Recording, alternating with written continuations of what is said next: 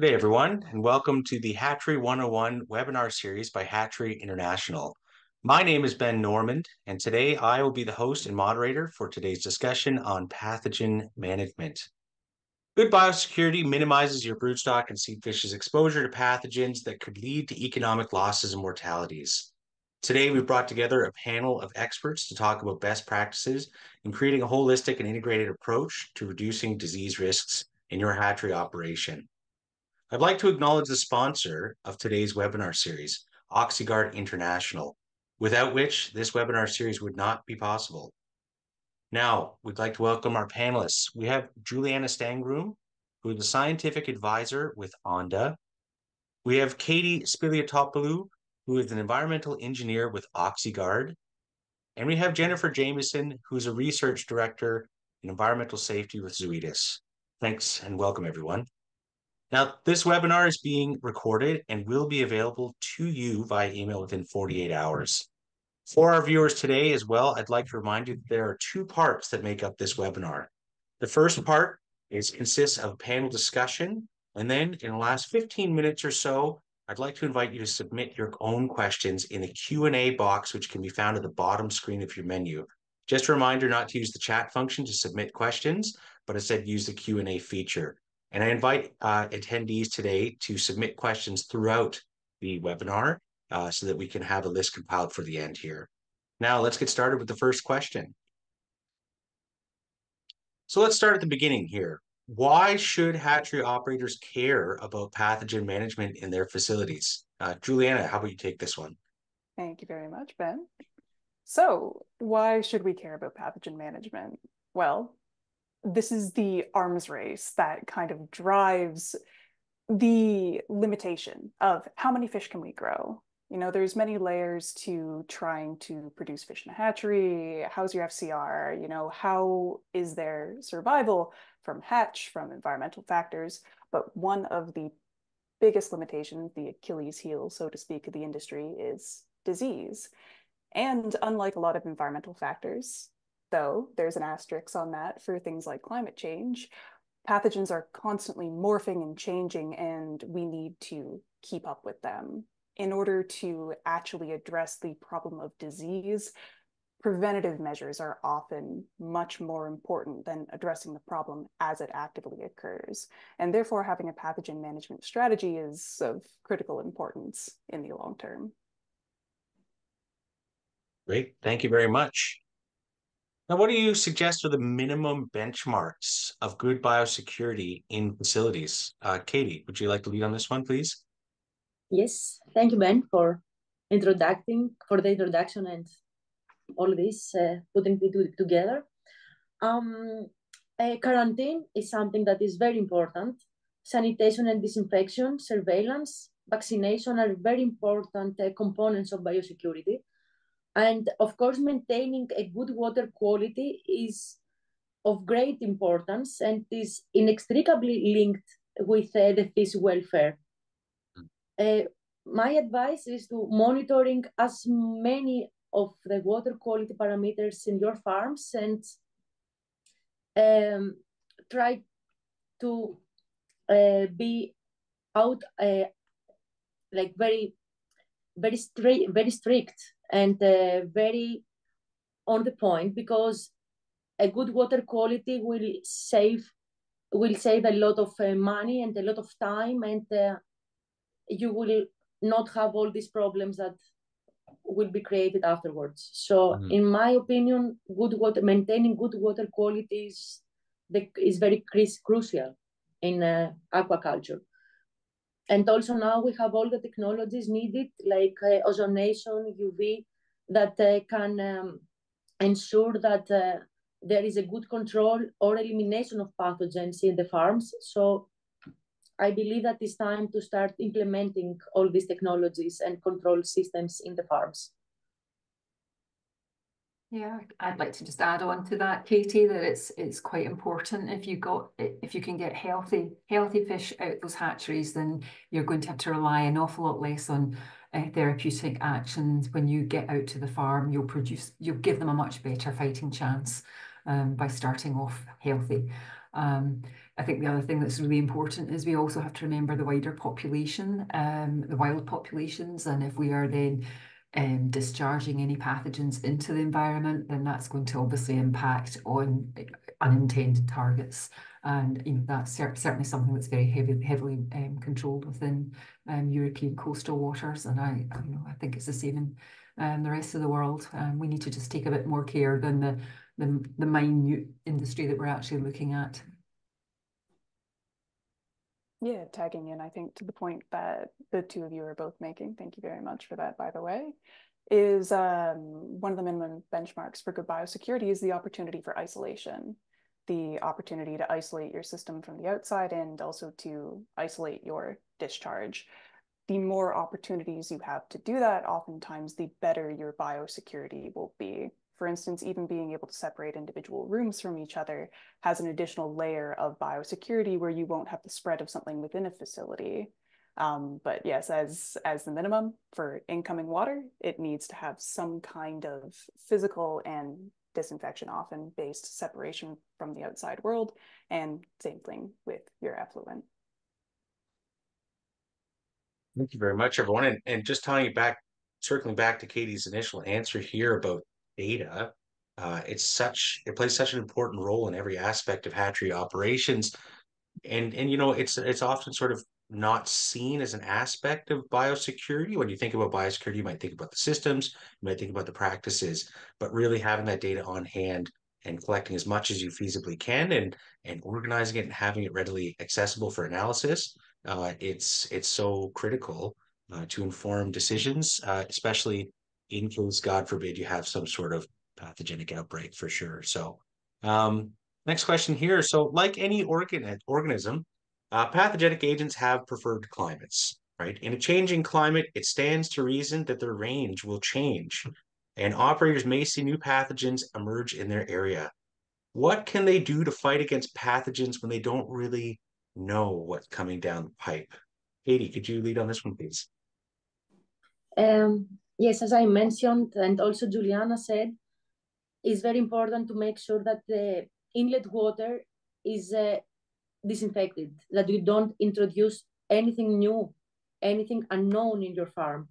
So implementing a filtration system, UV, ozone, any kind of these kind of technologies that can make sure that you don't enter any new pathogen in your farm is very, very important. Because ozone and UV, they are not selective.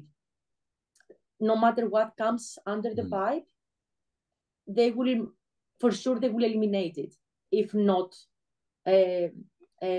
remove it at all. So I really believe that implementing some disinfection technologies is very, very important to fight these contaminants. And also something that is very, very important is the temperature, because climate change, it's very connected with the temperature increase. And of course, all bacteria, all pathogens, they have some favorable temperatures that they thrive. So maintaining the water temperature in the levels that they are good for your cultivated species will ensure that you don't create better environment for the pathogens to thrive. So controlling water quality parameters again is very, very important.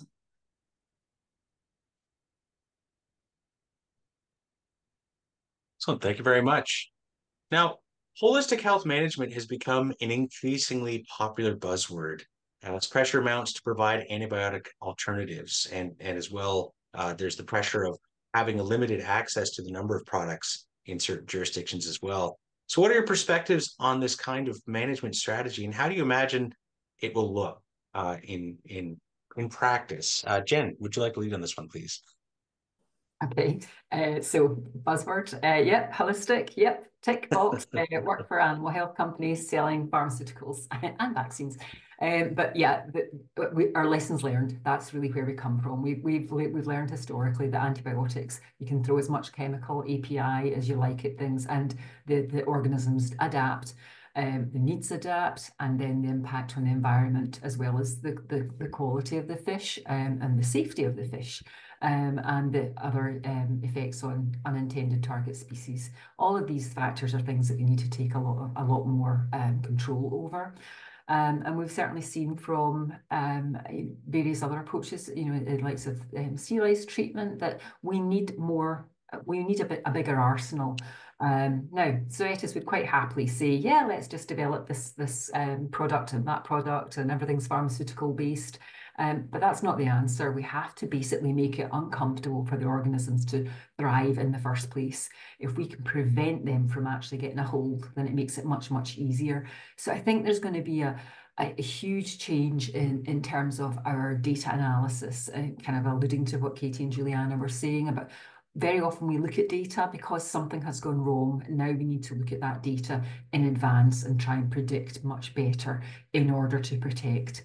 And if we can predict what the impacts are going to be, then it means we can look at, for example, changes in the water quality, whether we increase that temperature, do we decrease it, do we increase the salinity, do we go back to fresh water, do we have more physical interventions that make it uncomfortable for these organisms to thrive? And then as that last resort, the second last resort would really be introducing chemical therapeutics. Vaccines are definitely have a huge role to play, and they've really made great inroads in improving fish health quality.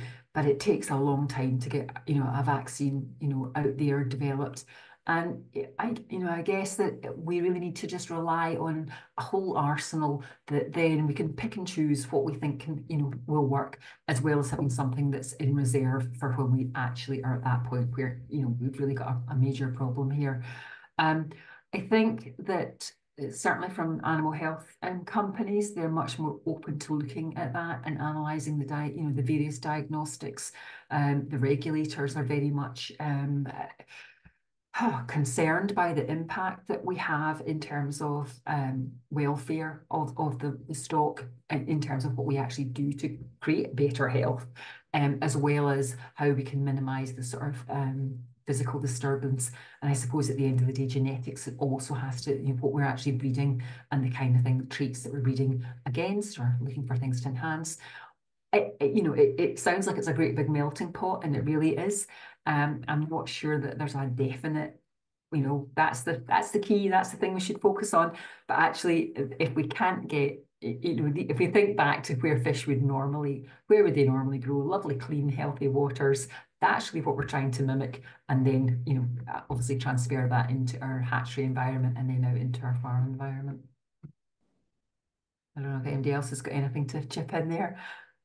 Yeah, to add on to Jen's point, there is, I think everyone here, and just from the previous questions too, I think we're all in alignment that surveillance is truly king.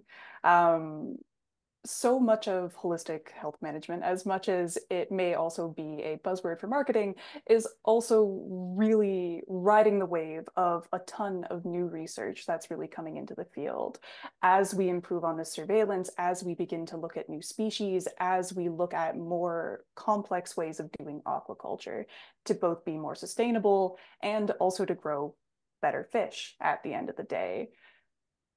For this kind of surveillance to actually have positive outcomes, for us to have practical solutions with it, I think it can really be summarized with, and kind of going into Jen's point of there's not just one solution. And as we talk about the idea of holistic in general, is what we really need are multifactorial solutions. So multiple solutions to problems that come from also a multifactorial place.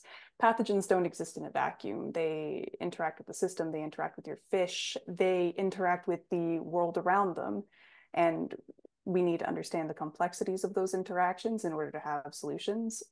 But in order to get ahead in the arms race, often we need to have more than one possible solution as we go to prevent those pathogens, as Jen was saying, from actually getting that foot in the door, from being able to stop our problems from really growing exponentially ahead of time, is how holistic health management, I believe, will look in the future.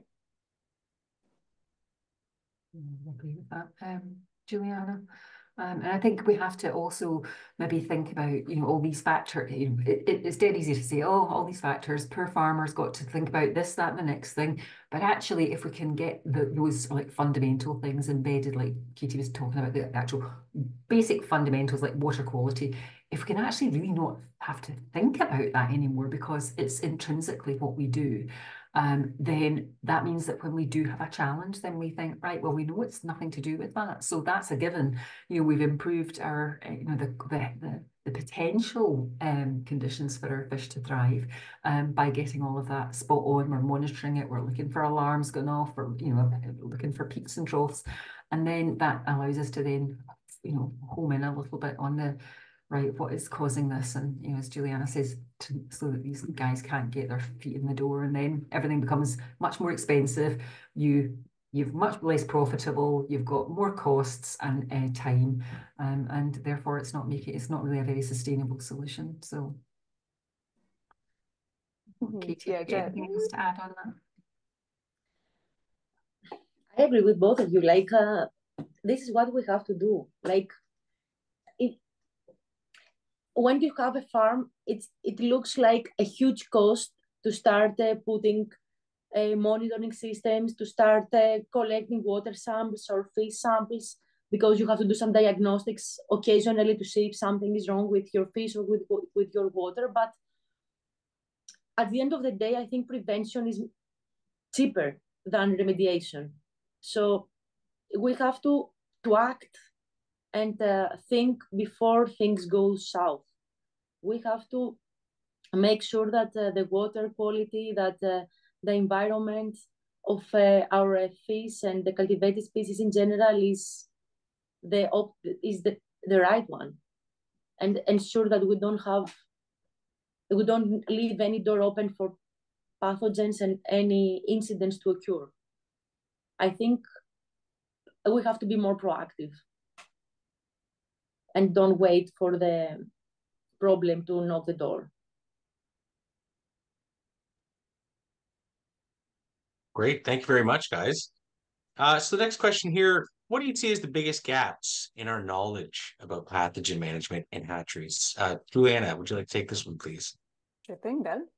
So I'm going to come from a very biased place of working with microbiome. Is I believe that the biggest gap in our current knowledge for pathogen management is truly pathogen interactions with other bacteria, but to move beyond my bias, also the pathogen interactions with the system itself. Increasingly, we see issues, particularly with land-based aquaculture, but to be honest, also in sea cages frequently, is that we are seeing opportunistic pathogens essentially enter the scene. And we are seeing, to use my favorite word, multifactorial disease. You are seeing complex infections such as complex gill disease, oftentimes with ulcerations that hatcheries struggle with, many times that they don't actually have the cause concretely identified. It's a vibrosis, it's a vibrio, but exactly which one oftentimes is actually somewhat difficult to identify, and even with sequencing work, sometimes you still have questions. We really need to gain a better understanding of what is it that makes a pathogen in your system become a problem. Is it the amount of the pathogen you have? Is it that, your fish are stressed? Is it specifically how much contact they have with each other, the scraping off of mucus?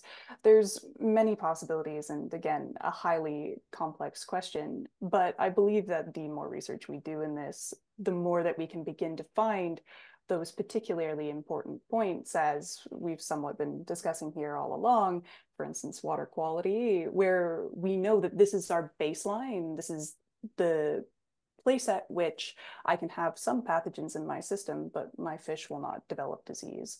That is a massive gap I find in the industry, and one that over time only becomes more highlighted for the work that I do. So I'm very interested in seeing the resolution of that in bits and pieces as we build the road over the next decade or so. Yeah, Great, thank you.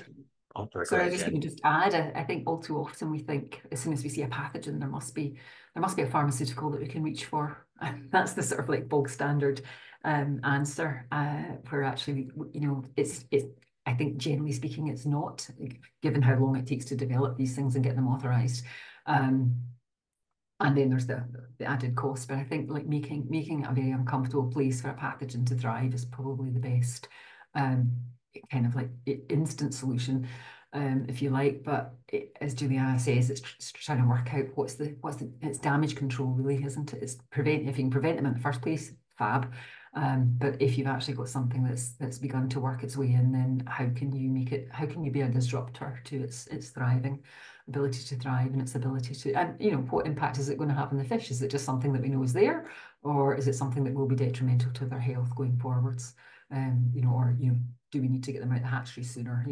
That kind of thing, in order to mitigate any response. But yeah, that's quite interesting. Yeah, coming from the place of doing some of this microbiome analysis and having somewhat a unique opportunity to look at water samples from hatcheries across the world, and a much higher volume of them now with many different systems as well that they've implemented for disinfection, is the frequency of identifying a pathogen is much higher than I think many of us would have suspected. Many systems have pathogens, so to speak, but at a very low frequency, and they've never had an issue with those. So it definitely does raise that question for me more and more, as we continue doing the surveillance work as well. What are our parameters for it? Where do you draw the line of concern? Also, particularly with many opportunistic pathogens also being commensals of the species that they have a tendency to infect, Vibrios and Aeromonas species, coming from a mostly bacterial background, stand out for me. You see much change over the geography, like different geographies then, and versus time, or is it that a pathogen is particularly attributed to a particular geography and then it has become more prevalent, or are we seeing it different things developing in different locations? Geography is definitely very important to what you see, but also the time of year and also how you have your inlet water coming in. Very deeply dug wells have a tendency to be much purer. However, for some hatcheries in, for instance, tropical locations that are pulling salt water out of the ocean, many times heavy rainfall in particular, or at times where sea level is rising, they frequently will have an influx of different Vibrio species, for instance, or for many of those hatcheries, toxic cyanobacteria that frequently don't wind up presenting issues for those because secondary metabolites are more often the problem than the species itself, and those are only formed under specific conditions. But yeah, you see differences with geography, time, and very frequently with your hatchery stock when it comes to those opportunistic commensals. Is some stocks have more of them than others, and some of them actually have a very high percentage of them. And as long as the fish are healthy, they don't have a tendency to pose issues. But the moment something else is introduced into a system, then you have quite significant problems. So understanding that dynamic and gaining more knowledge of those trigger points is a huge gap for me. I'm very interested in seeing where that goes over time. I would like to add that also each farm is unique. The water treatment, the technology that they're like the filtration, is it drum filters, is it mechanical filters? What they have oxygen cones, they have skimmers, they have any kind of technology plays such a big role in the water quality, and therefore in the microbiome that there is in the farm, that makes such a huge difference. And then people used to ask, okay, yes, ozone, we would like to put some ozone in the system. How much ozone should I put? And there is no answer because each farm is so unique. You can't give just a number that is the same for everyone. And that goes for any kind of chemotherapeutics. You can't say, oh, yes, you have to put so much formalin because the neighbor farm had the same amount of formalin. We have to remember that each farm is unique. Just because it's built like that, just because the environment in there is different. So we have to keep that in mind, and you have to do some to have a closer look in the specific farm in order to design the best solution for them to fight the issues that they have.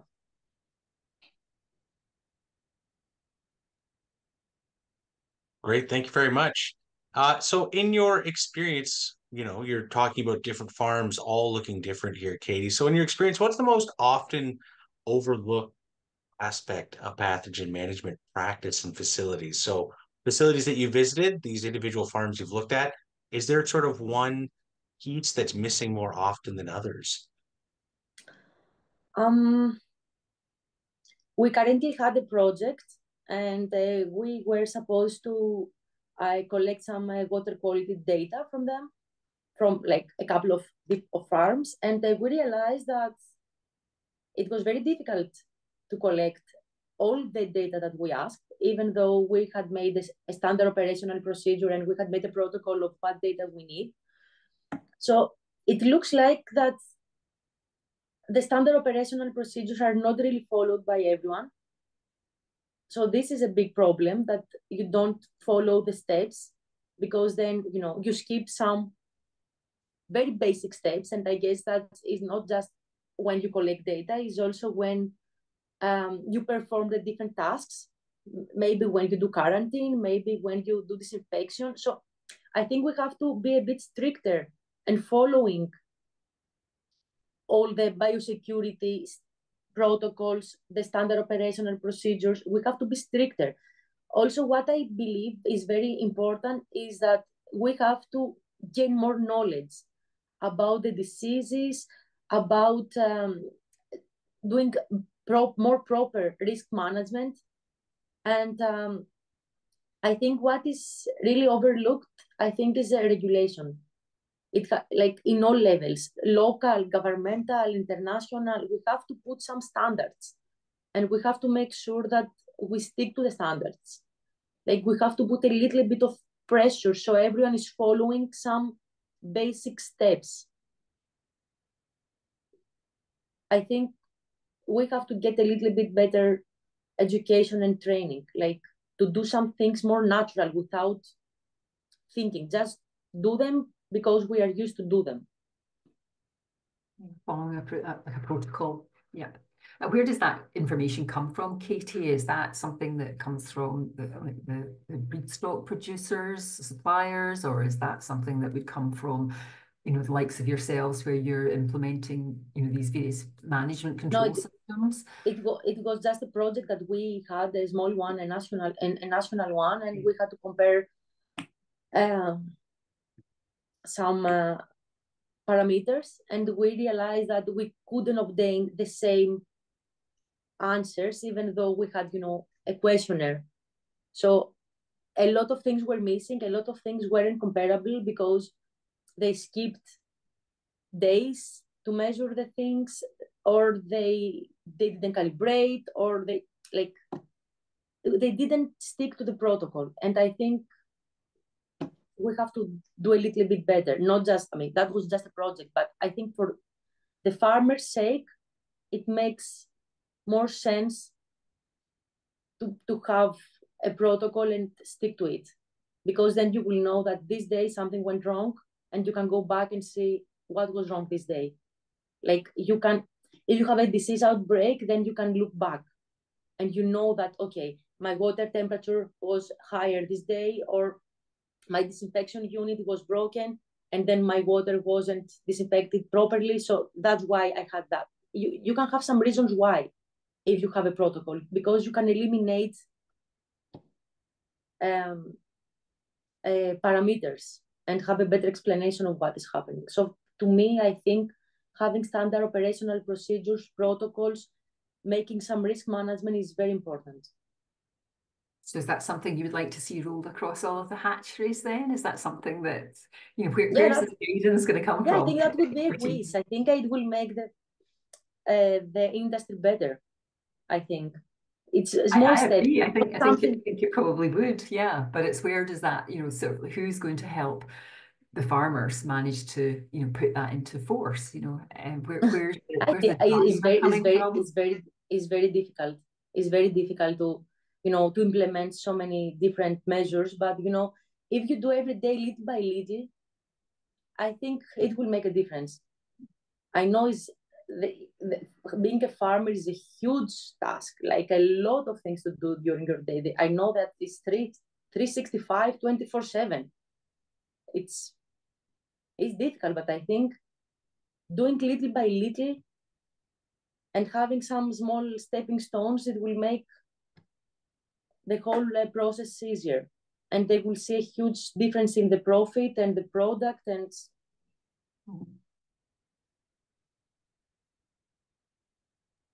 out of curiosity, do you know of where someone that was interested in learning about hatchery risk management would be able to do so?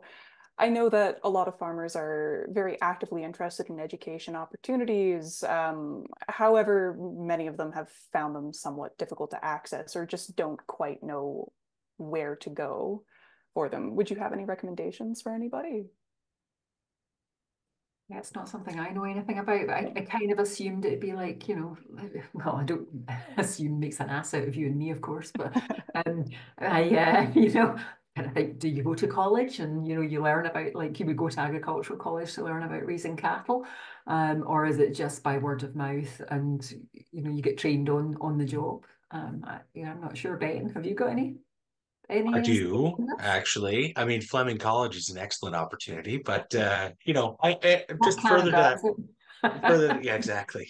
Further to that point, though, I mean, most educational institutions now that have any sort of agriculture, especially aquaculture programming, a lot of them are transitioning these things into sort of self-directed and online opportunities as well, which actually makes that whole process a lot easier, for example. So, you know, I pointed to Fleming Memorial, I know has online courses, Victoria University out west, and this is just in the Canadian context, but you know, often to my mind, the best place to start is to find who in your area is teaching programs in this and see if there's flexibility in their delivery that's actually going to help you be able to not just laser focus in on the exact topics you want. So send your staff to this, you know, 3-day course on whatever, or have them take it online over the course of several weeks. But as well, is there the opportunity for them to actually specialize training for your facility?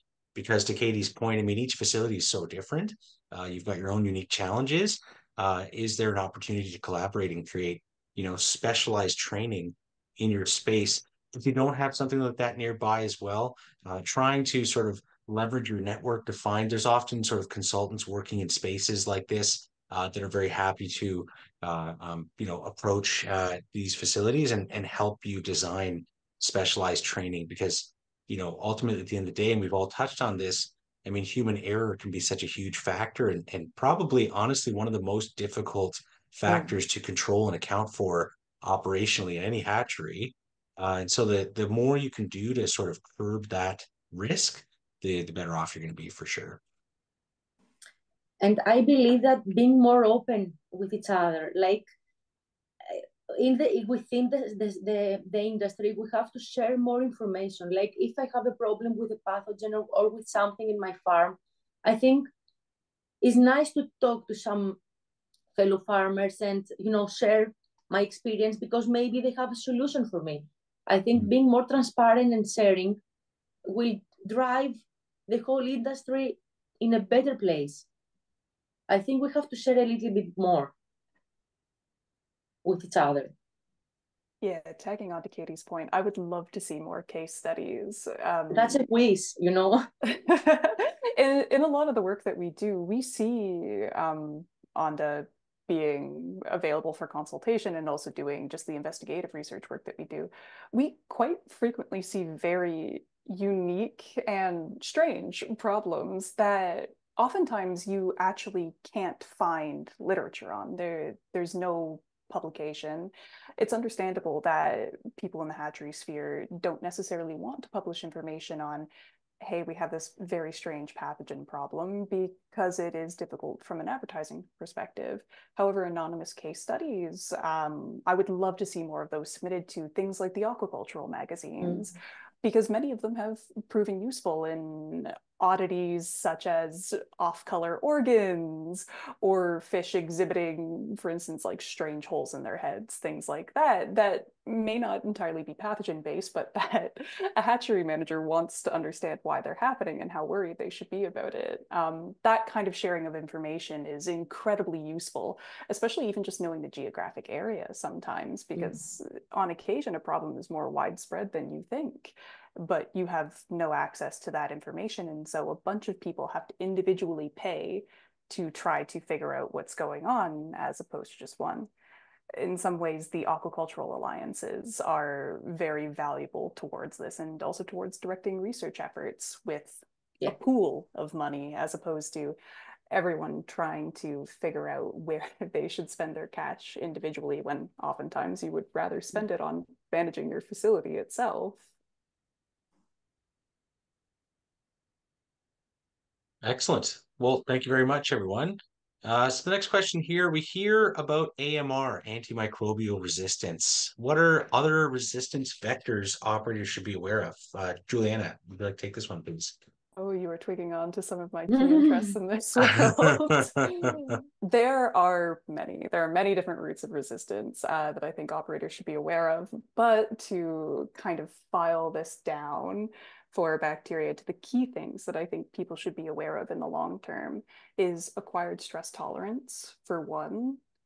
Often when we talk about disinfection, and sort of tagging back into a point that Katie raised earlier, with every facility is unique, and oftentimes it's difficult to give people a minimum range of what disinfectant they should use. Oftentimes, if you underutilize a disinfectant, or if you underutilize a methodology meant to just remove pathogens from your system, what you can wind up doing is giving them superpowers, so to speak. A great example of this, and one that comes up very frequently in my work and also internationally, is Vibrio perihemolyticus, which infects shrimp, but can also cause illness in humans and can bother your oysters, other shellfish, et cetera, et cetera. Vibrio is great at adapting to you not quite killing it right. And it really brings up the maxim, what doesn't kill you makes you stronger. It makes it stronger. Acquired stress tolerance is when, for instance, if I try to heat kill something, I don't succeed in killing some portion of the population, and it passes that resistance on to another portion.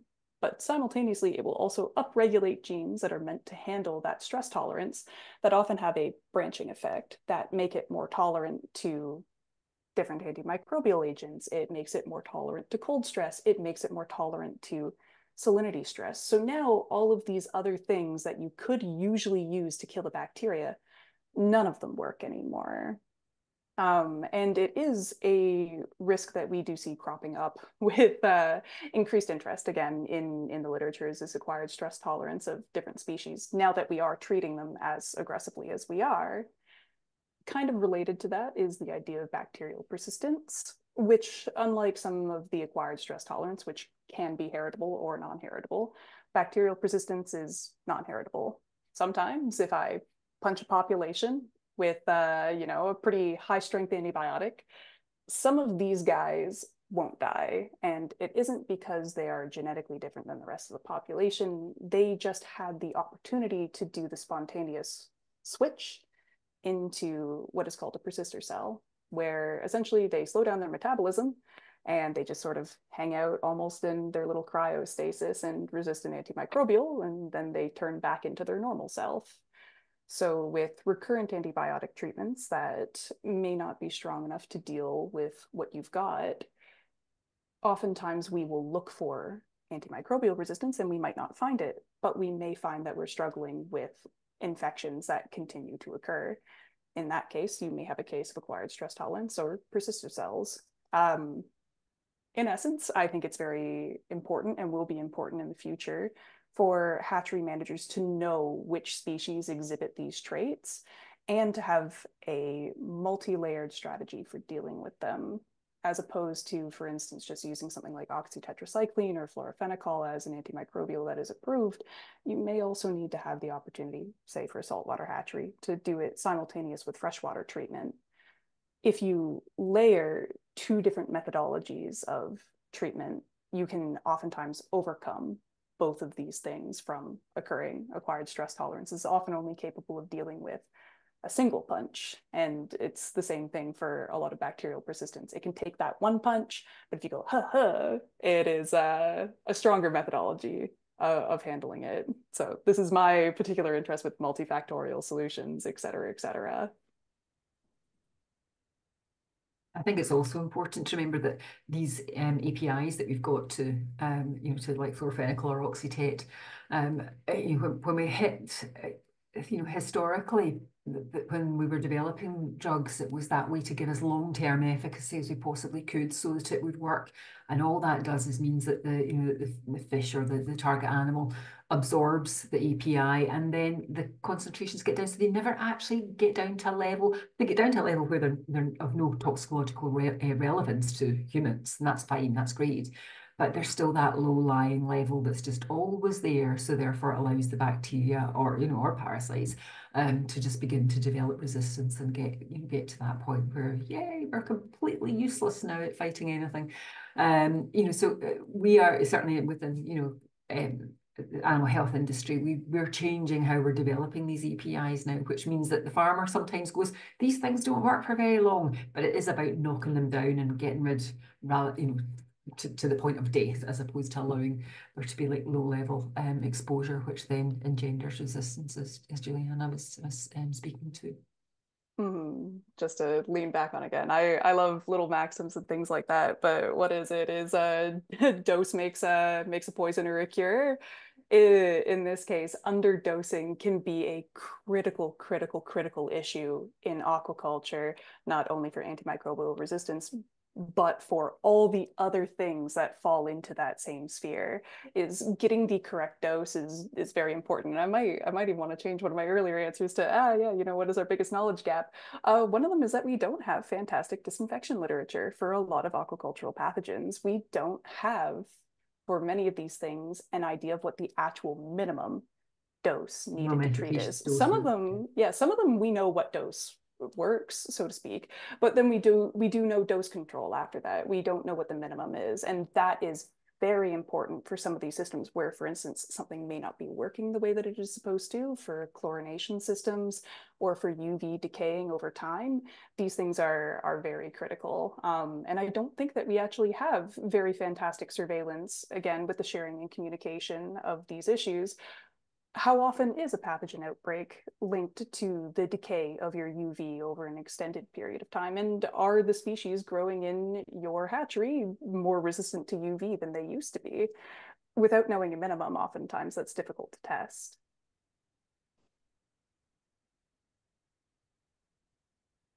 Great, thank you very much. They'd say in that we're talking a little bit about vaccines here and especially dosing of pharmaceutical products as well, but there's certainly a cost attached to these. So what advice would you offer farmers who are not in a position to do so or feel that they're not in a position to do so because of financial constraints? Jen, maybe you can lead on this one. Maybe there's sort of workarounds or certain approaches they can take to getting the drugs they need. Well, we're in the interest of selling drugs and vaccines. Yeah, absolutely. We joke about that, but actually we're in the interest of making, improving health outcomes for animals and the environment as well. We have to, it's a balance of both.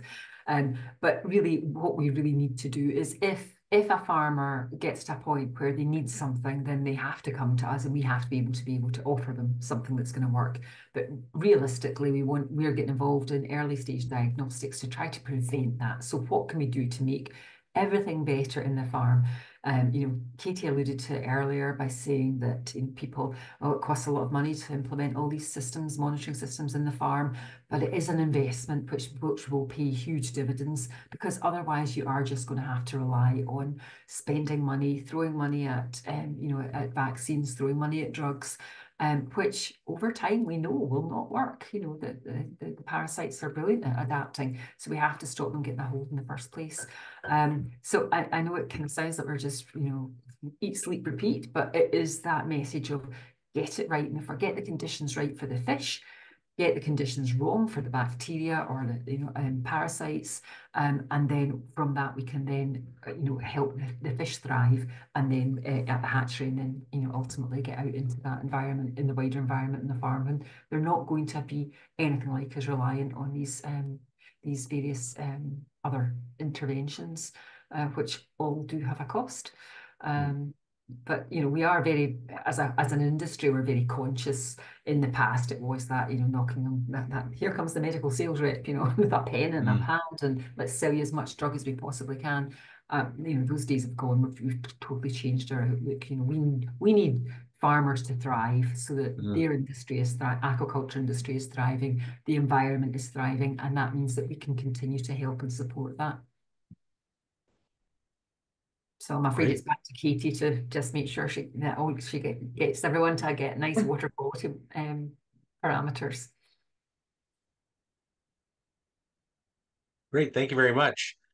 So while finfish can be vaccinated in the traditional sense, invertebrates, which represent a growing proportion of the aquaculture market, cannot, right? So how would your pathogen management advice differ for these species?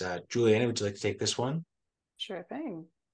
Yeah, so there are some interesting upcoming research findings with invertebrates that indicate that the possibility of vaccination is maybe better than we think. Their immune system does not work in the same way as finfish by any means, but hot up and coming research is that many invertebrate species now have, particularly for viruses, so bacteria don't count for this particular conversation, but for viruses, they are taking genetic snippets from them that is making them resistant for EVEs. So that's an interesting take-home message for anyone who wants to look more into that later. I won't burn a ton of time on it. As for actual pathogen management advice for these species, it's very similar to saying, to what Jen was saying for that previous question, is you really need to get it right the first time, so to speak. You need to have your environment set up as well as you can. And really the answer for that is good biosecurity practices.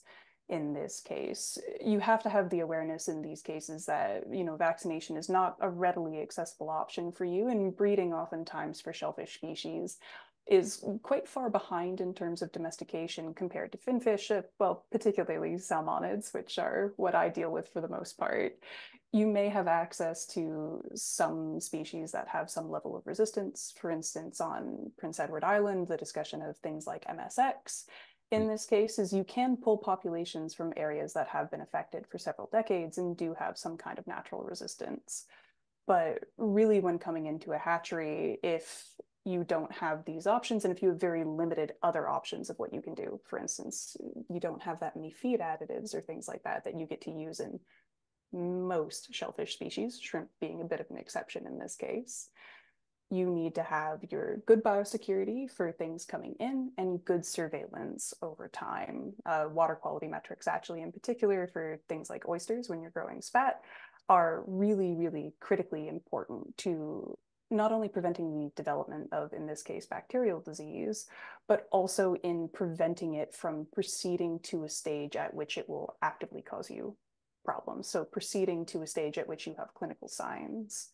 So that would be my advice, would be get your environment right and be more careful with it, perhaps, than other people have to be, as well as watch your stocking density. If you can decrease the amount of stress that these species are going to experience, you are also decreasing the risk that you will actually have clinical disease. You may not be able to make it so that there's no bacteria ever again in your system, or no viruses ever spreading, but you can change the amount of your population that will be affected, and you can reduce that by reducing those stressors, stocking density just being an easy one to think of. Great, thank you very much. Well, listen, folks, we're going to shift from the structured question part of this webinar into the audience questions. So the first one here we have from an anonymous attendee is, when you look at ozone for a farm, how does one figure out what is needed, or how should a farmer shop for ozone? Katie, I'm going to ask you to maybe answer this one, but aside from picking up the phone and calling you at OxyGuard, what else should they do here? Yeah, I mean, I think it's good to know what is your water. You have to have some water samples, ship it to a laboratory, see what is your organic load, see what kind of microorganisms you have in your water. You have to know what you are dealing with. You have to know what is in your water.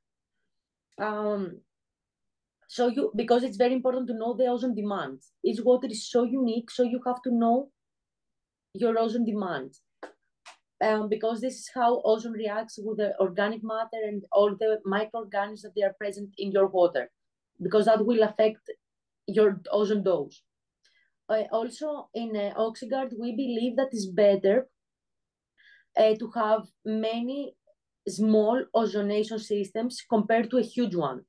We prefer to in each compartment to have a small ozone system, so you can treat your water right away without having long hoses to get the ozone some meters far away, because ozone is so unstable. So within the hose, your ozone, because of temperature, because of the lifetime of ozone that is in some seconds, goes back to oxygen. So you pay so much electricity to make the ozone, and at the end of the day, what you use in your tank is way less than what you created in your ozone generator. So we believe that it's better to go small with a small ozone systems and make sure that you dissolve the ozone right away. So something that is also very important is to think about how you dissolve the ozone. That's what makes a huge difference, I think. And also something else, that because in our systems you can regulate how much is the maximum and the minimum, but what really makes the difference is the monitoring of ozone. In Oxyguard, we have an ozone sensor, so you can make sure that you know exactly how much ozone is dosed in your system, and you can regulate automatically. So now in Oxyguard, we have a way to monitor the ozone. It's not just you turn it on and you let ozone run in your system. We can put set limits. We have a sensor and say, now you have so much ozone, close it. Or your organic matter goes up, so you need more ozone in your system. So you have to look in more complete solutions. It's not just the ozone generator, it's also how to dissolve it, and of course, how you control it. So I guess if you give us a call or a mail, we can give you some more, proper answer. Just as a little follow-up here to clarify there, ozone, the use of ozone has potential ramifications for human health if it's mishandled or misused.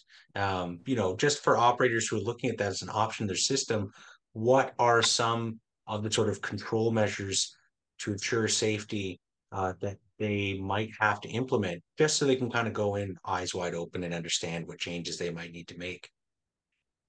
Of course, good ventilation, of course, some sensors for the air to make sure that you don't have any leaks.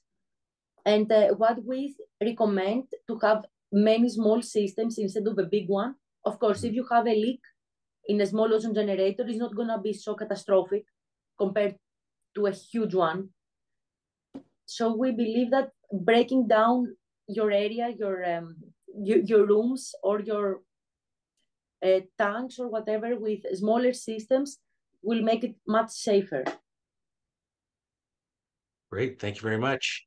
The next question here, and I'll leave this open to anyone who wants to jump in. I certainly have some thoughts also, but what do you think about restriction of disinfectant use related to organic aquaculture? So if you're striving for that certification or maintaining that certification, you have a smaller list of disinfectants that are available for use. When there's such a small list of them authorized, it makes it difficult for the farmer to find, the right one, especially if they're going out to other farmers and asking, hey, what are you using?